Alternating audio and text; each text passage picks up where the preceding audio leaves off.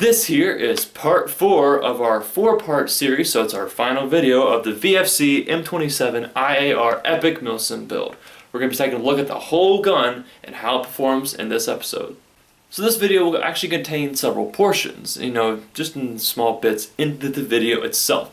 For the first part, we'll be taking a look at the gun itself as far as the internals and the external setup. Now, I won't actually be going into the gearbox in this video. It's fully assembled and ready to go out to the customer, so I want to keep it that way for now. I don't really have much time to actually take it all the way apart again. Because, honestly, I've got videos on that, in the previous parts. The next part will be an FPS test, seeing how hard it's hitting and what the rate of fire is. The next part, the final part, well, of its performance at least, will be the range and accuracy test. And then the last part will be just taking one last good look at this beautiful gun before the video ends and before I gotta ship it out. Alright, so for what it is, it's a really expensive gun. So it's got some really nice externals, to be honest. TBH, folks. But the customer really hasn't done anything externally. He's added some rubber rail covers, just for some comfort, because rails are sharp, let's face it. So, yeah. Other than that, everything on the outside is bone stock, except one thing, actually.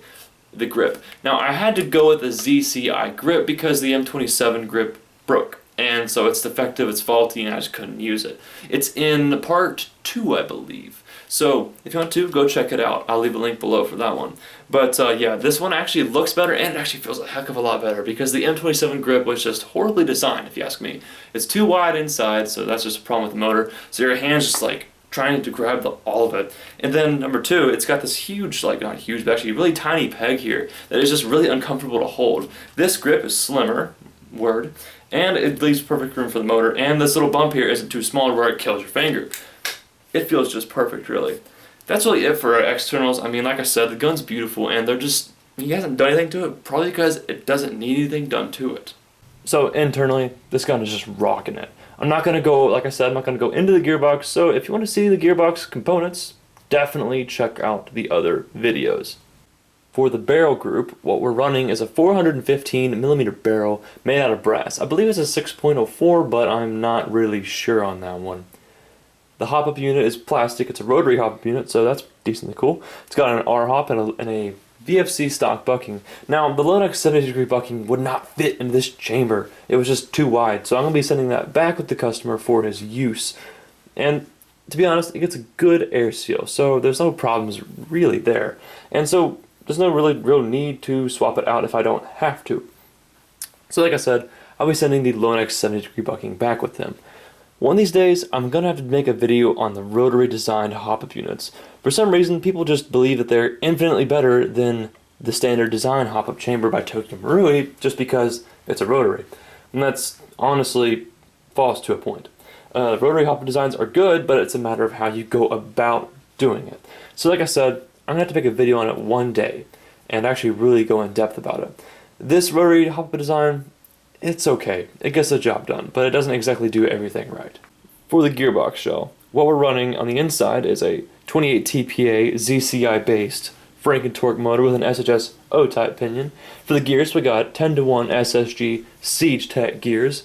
For the spring, SHS M120 spring. The piston, an SHS as well, 15 tooth, all steel rack. It is weighted slightly, so you can get a little bit higher FPS out of that. Cylinder, ZCI cylinder, because the stock cylinder was actually for an M4, and that just wasn't going to cut it for this build. For the tappet plate, we're running an SHS tappet plate. For the cylinder, this is the stock cylinder actually.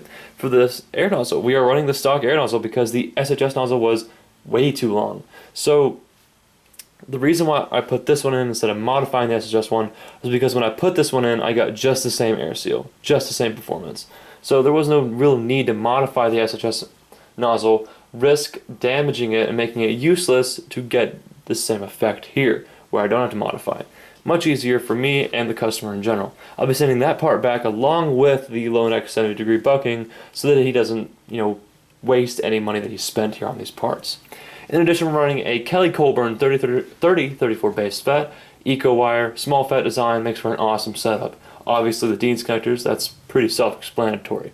All this is preventing trigger arcing, so the trigger contacts will not burn out on an 11.1 volt or 14.8 volt battery. So he can run out just about whatever he wants.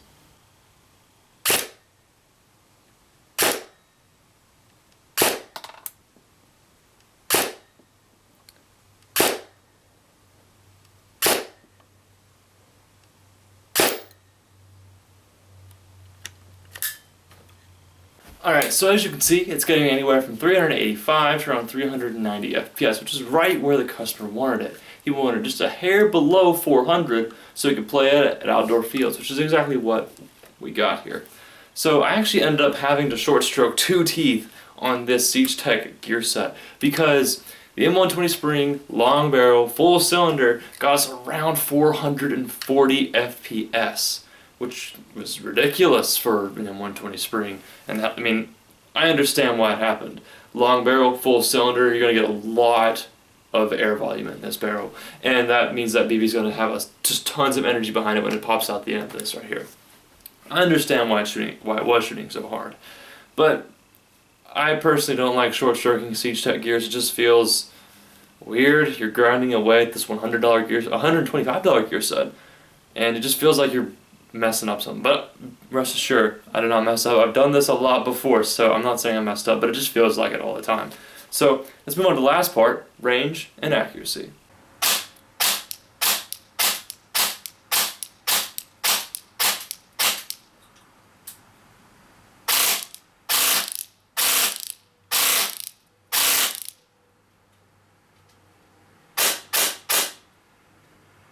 So there you have it, a successful build.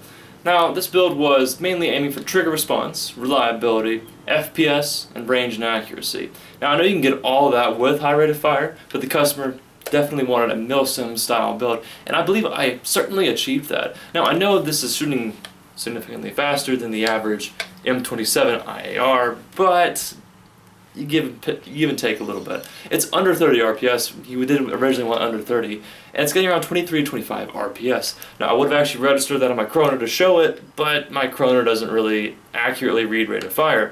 It just accurately reads FPS. It has issues, but this is shooting around 385 to 390. That is pretty much confirmed. All in all, final thoughts of this build, I really did like it. It was a lot of fun to do. It's a really awesome build. Really the only thing that could just finish this build up and make it that much more awesome would be a Black Talon Concepts MOSFET. You know, preferably the Spectra. That way he can get precog, rate of fire adjustment, just a plethora of things he could do to it. And so that'd make this setup even more awesome. But where this one sits, where it stands, and how it shoots, it is a successful build. Hope you guys enjoyed this whole epic upgrade series. I'm sorry that it took, you know, a good chunk of time and month span, I guess, to actually film all of it, but I think you guys are pleased with the finished product and all the videos, and I'm certain that the customer will be pleased with this. I will see you guys next time on another episode of whatever the heck I do. I'm TheAirsoftTech, and I will see you guys later. This is a successful build.